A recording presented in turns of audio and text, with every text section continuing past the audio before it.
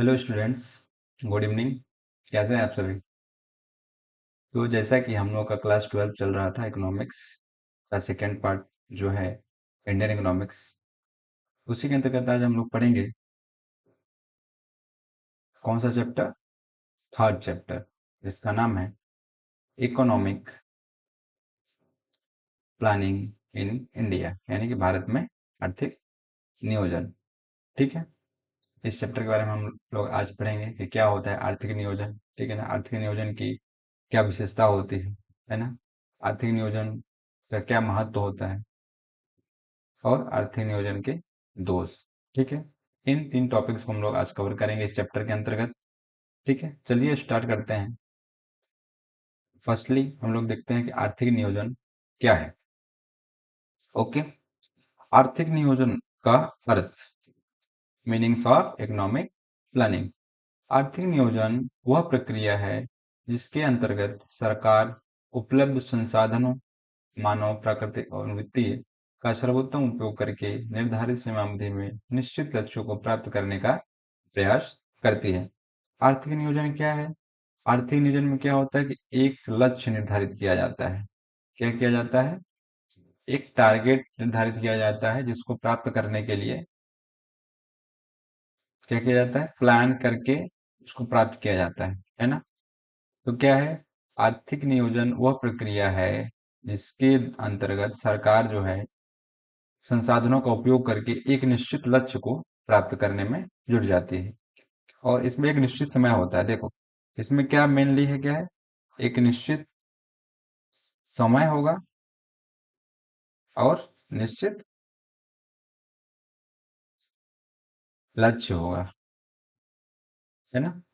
ये इसकी दोनों मेन फीचर्स हैं। ठीक है, तो आप ऐसे बता सकते हो कि आर्थिक नियोजन एक ऐसी प्रक्रिया है जिसके अंतर्गत सरकार जो है वो उपलब्ध संसाधनों का प्रयोग करके एक निश्चित समय में निश्चित लक्ष्य को प्राप्त करने का प्रयास करती है। वो क्या कहलाता है? आर्थिक नियोजन कहलाता है। ठीक है, समझ में आया आपको? क्या है इसमें बेसिक क्या होता है? आप ऐसे बता सकते हो कि एक निश्चित समय में निश्चित लक्ष्य को प्राप्ति करने के लिए जो सरकार द्वारा कार्य किया जाता है, या ऐसे बोल सकते हो कि एक निश्चित समय में निश्चित लक्ष्य को प्राप्त करने के लिए संसाधनों का उपयोग करके सरकार द्वारा जो कार्य किया जाता है वो क्या कहलाता है? आर्थिक नियोजन कहलाता है। ठीक है, डन। ओके, चलिए अब देखते हैं इसके कैरेक्टरिस्टिक्स को, यानी कि इसकी विशेषता को। ठीक है, तो आखिर आर्थिक नियोजन की क्या विशेषता है? फर्स्टली क्या होना चाहिए? लक्ष्य उन्मुख होना चाहिए। आर्थिक नियोजन की ये प्रमुख विशेषता है कि वह लक्ष्य उन्मुख होना चाहिए, यानी कि इसमें लक्ष्य अवश्य होना चाहिए, है ना। निश्चित उद्देश्य की प्राप्ति इसमें करने के लिए लक्ष्य का उन्मुख होना बहुत आवश्यक है। ठीक है, यह इसकी प्रमुख विशेषता है। सेकेंड जो इसकी विशेषता है, यह केंद्रीकृत प्रक्रिया है। आर्थिक नियोजन जो है एक केंद्रीकृत प्रक्रिया है, इसको केंद्र सरकार द्वारा चलाया जाता है। ठीक है, जैसे अपने भारत में क्या है, योजना आयोग के द्वारा योजनाएं चलाई जाती हैं। ठीक है, थर्ड जो इसकी विशेषता है, मिश्रित अर्थव्यवस्था। भारत में अर्थ नियोजन क्या है? भारत में कैसी भी अर्थव्यवस्था है? मिश्रित है। मिश्रित मतलब समझ रहे हो क्या? सार्वजनिक और निजी दोनों का भागीदारी जिसमें होता है वो मिश्रित अर्थव्यवस्था कहलाता है। ठीक है, तो भारतीय अर्थ नियोजन की प्रमुख विशेषता क्या है कि यह मिश्रित अर्थव्यवस्था है। ठीक है, फोर्थ नंबर बात करें तो लोकतांत्रिक स्वरूप। क्या? लोकतांत्रिक स्वरूप। आर्थिक नियोजन की प्रमुख विशेषता यह है कि वह लोकतांत्रिक स्वरूप है। संसद से बिना स्वीकृति के यह पारित नहीं हो सकता। ठीक है, पंचवर्षीय ढांचा। और जो आर्थिक नियोजन का जो ढांचा है वो कैसा है? 5-5 वर्षों की योजनाएं होती हैं जिसके तहत यह कार्य करता है। ठीक है, अब देखते हैं नेक्स्ट, व्यापक दृष्टिकोण। आर्थिक नियोजन की प्रमुख विशेषताओं में से एक यह है कि इसका दृष्टिकोण जो है वो बहुत व्यापक है, यानी कि सभी क्षेत्रों में यह ध्यान देता है, जैसे कि कृषि, उद्योग, शिक्षा, स्वास्थ्य आदि सभी क्षेत्रों को। ठीक है, बात करें संसाधनों का सर्वोत्तम उपयोग, और इसकी प्रमुख विशेषता यह भी है कि यह संसाधनों का सर्वोत्तम उपयोग करे, है ना। उसका अनुचित उपयोग ना करे, समुचित उपयोग करके देश के आर्थिक विकास में सहायता प्रदान करे। ठीक है, यह इसका प्रमुख उद्देश्य भी है। ठीक है, बात करते हैं अब आगे। नेक्स्ट क्या है इसकी विशेषता? गतिशील और लचीला। इसकी जो प्रमुख योजनाएं हैं वो कैसी होती हैं? आवश्यकता के अनुसार परिवर्तनशील होती हैं, साथ ही ये गतिशील होती हैं। ठीक है, नेक्स्ट इसकी जो कैरेक्टरिस्टिक्स है वो क्या है? दीर्घकालीन दृष्टि। आप लोग देखोगे कि जो भारत की आर्थिक योजना चलाई गई है, आर्थिक नियोजन की प्रक्रिया चलाई गई है, वो 5-5 साल की चलाई गई है, लेकिन उसमें जो लक्ष्य निर्धारित किए जाते हैं वो मतलब फ्यूचरिस्टिक होते हैं, मतलब कि भविष्य को ध्यान रखकर, आगे का ध्यान रखकर किया जाता है ना। अब नेक्स्ट इसकी विशेषता बात करें तो है आर्थिक व सामाजिक उद्देश्य का संतुलन। इसमें इन योजनाओं के तहत आर्थिक और सामाजिक जो भी प्रक्रियाएं होती हैं उनको ध्यान में रखकर विकास किया जाता है ना। विकास में न्याय और कल्याण दोनों शामिल होता है। ठीक है, तो मैं हम लोगों ने देखा अभी 10 कैरेक्टरिस्टिक्स जो हैं आर्थिक नियोजन के। ठीक है, इन 10 को याद कर लीजिए, 10 ना सही आप कम से कम 5 से 6 याद करिए। ठीक है ना। इसमें एग्जाम में पूछा जाता है कि आर्थिक नियोजन की प्रमुख विशेषताएं बताइए, तो आप कम से कम 5 बता सको, क्योंकि 5 नंबर से ज्यादा पूछा नहीं जाता। तो कम से कम आपको 5 याद होना चाहिए। ठीक है, आप लोग याद कर लीजिए, इसलिए मैंने 10 आपको कैरेक्टरिस्टिक्स दिए हैं इसमें, ताकि आप लोग याद कर सको। कम से कम 5 तो याद ही हो जाए, है ना। ठीक है, चलिए नेक्स्ट देखते हैं हम लोग क्या इसके महत्व के बारे में, कि आखिर आर्थिक नियोजन का क्या महत्व है। ठीक है, फर्स्ट पॉइंट जो है वो है आर्थिक विकास। इसका क्या महत्व है? आर्थिक नियोजन के माध्यम हम लोग आर्थिक नियोजन आखिर कर क्यों रहे हैं? आर्थिक नियोजन की नीति हम लोग अपना क्यों रहे हैं? आप लोग ये पता है क्यों? आर्थिक विकास के लिए, अपने देश का विकास हो सके इसके लिए, उद्योगों की स्थापना हो सके, कृषि का अच्छा उत्पादन हो सके, है ना, इसके लिए कर रहे हैं। तो आर्थिक नियोजन का महत्व इस ये है कि यह देश के आर्थिक विकास में सहायक है ना, राष्ट्रीय आय में, उत्पादन में वृद्धि में, है ना, इसमें सहायक है। ठीक है, तो इसके लिए महत्व है, महत्वपूर्ण है। ठीक है, कृषि व औद्योगिक प्रगति। आर्थिक नियोजन के माध्यम से कृषि और औद्योगिक प्रगति में भी काफी वृद्धि हुआ है, उद्योगों में काफी वृद्धि हुआ है। आप लोग देखोगे प्रथम पंचवर्षीय योजना जो है ये पूर्णतः कृषि पर आधारित है, कृषि को प्रोत्साहन देने के लिए ही वो योजना है। और सेकेंडरी जो बात करें, सेकेंड जो है पंचवर्षीय योजना, उसमें आपको पूरा उद्योगों का निर्माण के लिए, मतलब उद्योगों को प्रोत्साहन देने के लिए उसमें काफी व्यय किया गया था। तो यह कृषि और औद्योगिक क्षेत्र में भी महत्वपूर्ण स्थान रखता है ना। ठीक है, अब नेक्स्ट देखते हैं आत्मनिर्भरता। भारत को आत्मनिर्भर बनाने में भारतीय आर्थिक नियोजन का अत्यधिक महत्वपूर्ण भूमिका है। कैसे? क्योंकि इसका आप देखोगे पंचवर्षीय योजनाओं को, तो हर एक पंचवर्षीय योजना में एक निश्चित लक्ष्य निर्धारित किया जा रहा है और उस लक्ष्य को प्राप्ति के लिए निरंतर कार्य किए जा रहे हैं। तो जब लक्ष्य अच्छा हो, मतलब जैसे कि कृषि के उत्पादन में वृद्धि हो रही है, उद्योगों की स्थापना हो रही है, तो इससे क्या होगा? देश आत्मनिर्भर होगा, है ना। तो इस प्रकार जो है यह देश को आत्मनिर्भर बनाने में महत्वपूर्ण भूमिका अदा करता है। ठीक है, नेक्स्ट है गरीबी और बेरोजगारी में कमी। आर्थिक नियोजन गरीबी और बेरोजगारी में कमी भी करता है। कैसे?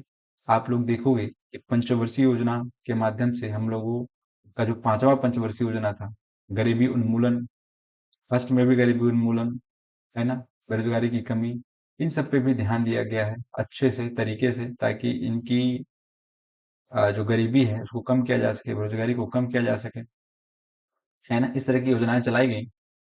तो आर्थिक नियोजन जो है गरीबी और बेरोजगारी को कम करने में सहायक है। ठीक है, नेक्स्ट जो इम्पोर्टेंस है इसका, आधारभूत संरचना के विकास में। किसमें? आधारभूत संरचना के विकास में, जैसे सड़क निर्माण, बिजली, परिवहन, शिक्षा, स्वास्थ्य आदि के बनाने में आर्थिक नियोजन प्रक्रिया का बहुत बड़ा हाथ है। इसी के माध्यम से सड़क निर्माण, रेल परिवहन का निर्माण, वायु परिवहन का निर्माण, मतलब ये सब चीजें जो देश के आर्थिक विकास में सहायक हैं का विकास हुआ है। ठीक है, तो ये किसके लिए इंपॉर्टेंस है? आधारभूत संरचना के विकास के लिए भी इंपॉर्टेंस है। ठीक है, नेक्स्ट है सामाजिक न्याय। सामाजिक न्याय कैसे? अमीर गरीब क्षेत्रीय असमानता को कम करने का प्रयास किया गया है इसके तहत। आर्थिक नियोजन के तहत क्या किया गया है? अमीर गरीब क्षेत्रीय असमानता को कम करने का प्रयास किया गया है ना? जिसके माध्यम से यह समाज के लिए अत्यंत महत्वपूर्ण है, क्योंकि इसमें असमानता को खत्म करने का प्रयास किया जा रहा है, समानता लाई जा रही है ना? तो आप लोग इस प्रकार देखोगे कि भारत का जो आर्थिक नियोजन है, वो इस पॉइंट ऑफ व्यू से इम्पोर्टेंस है। तो आप लोग ये अच्छे से याद रख लीजिए। आप इसमें सोच रहे हो कि कैसे लिखना है इसके अंदर, मान लो आप लोग टॉपिक लिख लिए, पॉइंट कि आर्थिक नियोजन पूछ दिया एग्जाम में कि भारतीय आर्थिक नियोजन की महत्व को बताइए, ठीक है? तो आप लोग कैसे बताओगे? पहले लिखोगे भारत का जो आर्थिक नियोजन है, इकोनॉमिक प्लानिंग सिस्टम है, इसकी शुरुआत जो है कब से हुई? 1950 योजना आयोग की स्थापना की गई, उसके बाद से 1951 से शुरुआत हुई, ठीक है? इसके जो प्रमुख महत्वपूर्ण बिंदु जो हैं वो निम्नलिखित हैं। तो पहले डालोगे आर्थिक विकास, तो अब लिखोगे इसमें दो पॉइंट कैसे, इसमें दो लाइन कैसे लिखोगे आर्थिक विकास के बारे में? कैसे? आर्थिक विकास में आर्थिक नियोजन का महत्वपूर्ण भूमिका अदा करता है। आर्थिक नियोजन के माध्यम से ही देश में कृषि उत्पादन में वृद्धि, राष्ट्रीय आय में वृद्धि, उद्योगों उद्योगों की स्थापना में वृद्धि हुई है, जिससे कि देश का आर्थिक विकास संभव हो सका है। इसलिए यह आर्थिक विकास में अत्यंत महत्वपूर्ण भूमिका अदा करता है। ठीक है, इस प्रकार से लिखो। ठीक है ना? तो चलिए, मैंने आपको अभी इंपॉर्टेंस भी बता दिया। अब नेक्स्ट देख लेते हैं थोड़ा सा डीमेरिट्स, कि इसके क्या आखिर डीमेरिट्स हैं। ठीक है ना? तो देखते हैं भारत में आर्थिक नियोजन की कमियां क्या क्या रह गई, फिर क्या क्या कमी रह गई। फर्स्टली क्या है कि रोजगार सृजन में विफलता। क्या है कि भारत सरकार ने आर्थिक नियोजन के माध्यम से योजनाएं बनाई कि बेरोजगारी को खत्म किया जाए, लेकिन प्रयास किया, लेकिन क्या है, अब 200 साल से अंग्रेजों ने शासन किया है, तो इतना जल्दी उभर पाना पॉसिबल नहीं है। तो धीरे धीरे विकास होगा। तो रोजगार का सृजन हुआ, लेकिन उतना जितना अपेक्षा की जा रही थी उतना नहीं हुआ। ठीक है, तो आप बोल सकते हो रोजगार सृजन में विफलता। ठीक है, योजनाओं के बावजूद बेरोजगारी की समस्या बनी रह गई, वो नहीं जा पाई। ठीक है। सेकेंड जो इसकी डिमेरिट्स है कि गरीबी जो है समाप्त नहीं हुई। हम लोग प्रथम पंचवर्षीय योजना से ही भारत ने प्रयास किया कि गरीबी को दूर किया जाए, लेकिन ऐसा संभव न हो सका, क्योंकि अब देख रहे हो कि अंग्रेजों ने इतना ज्यादा शोषण किया है लोगों का, इतना जल्दी उभर पाना पॉसिबल नहीं था। ठीक ठीक है, लेकिन प्रयास किया जा रहा है सरकार के द्वारा कि गरीबी को समाप्त किया जा सके। ये भी इसका डिमेरिट्स हो सकता है। ठीक है। फिर क्षेत्रीय असमानता, कुछ राज्य तेजी से विकसित हुए जबकि कुछ पिछड़ रहे हैं। क्या है कि आर्थिक नियोजन के माध्यम से जो राज्य, मतलब एक तरीके से ऐसा कि शहर हैं, फेमस हैं, केंद्रित हैं एक तरीके से, तो वो राज्य ज्यादा डेवलप हुए, लेकिन कुछ राज्य जैसे दूर दराज के हैं, वो अभी तक पिछड़े ही रह गए। ठीक है, इस प्रकार क्षेत्रीय असमानता भी इसकी डिमेरिट्स है। ठीक है। नेक्स्ट है संसाधनों का दुरुपयोग, भ्रष्टाचार, विलंब और धन की बर्बादी हुई। आर्थिक नियोजन के माध्यम से क्या हुआ? संसाधनों का दुरुपयोग होने लगा। संसाधन का उचित करने का प्रयास किया जा रहा था आर्थिक नियोजन के माध्यम से, लेकिन कहीं ना कहीं संसाधनों का दुरुपयोग हो रहा था, क्योंकि ये पूर्णतः जो थी ना कि पूरी सरकार के हाथ में थी। और पूर्णतः जब कोई चीज सरकार के हाथ में चली जाए तो वो क्या है, अगर पूरी पूरी चीज हमारे हाथ में चली जाए तो हम अपने ढंग से चलाएंगे, है ना? अगर मेरे को कोई अधिकार दे दिया जाए कि आपको ये अधिकार है, तो हम उसको अपने तरीके से चलाएंगे, है ना? तो उसमें कुछ न कुछ कमी हो जाती है। तो संसाधनों का काफी दुरुपयोग हुआ, है ना? नेक्स्ट है आय असमानता में वृद्धि। आर्थिक नियोजन के माध्यम से प्रयास किया गया कि आय असमानता को दूर किया जाए, लेकिन ऐसा पॉसिबल न हो सका, क्योंकि देश में अत्यंत असमानता व्याप्त थी उस टाइम पे।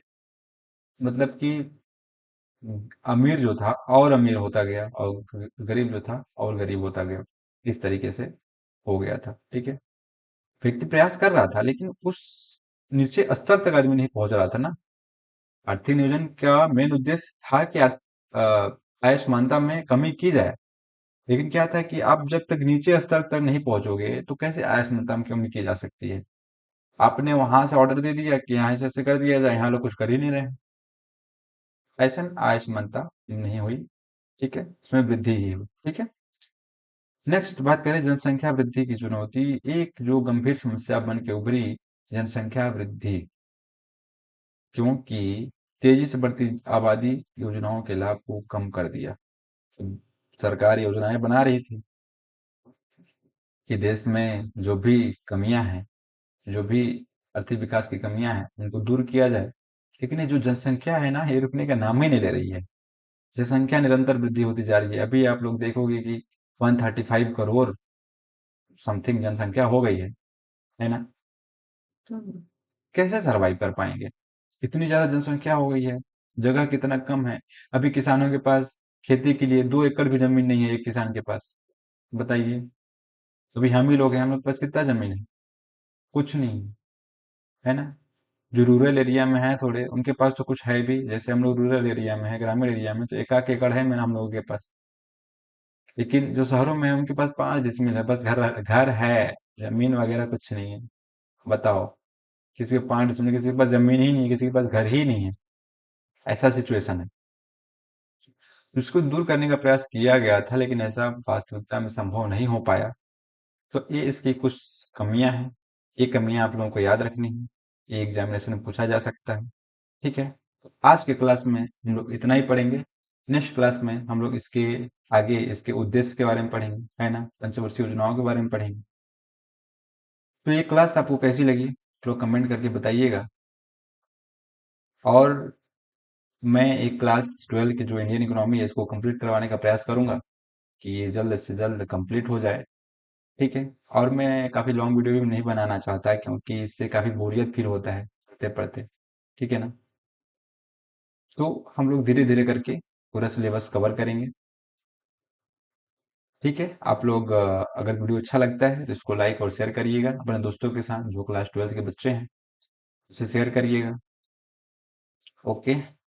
Thank you.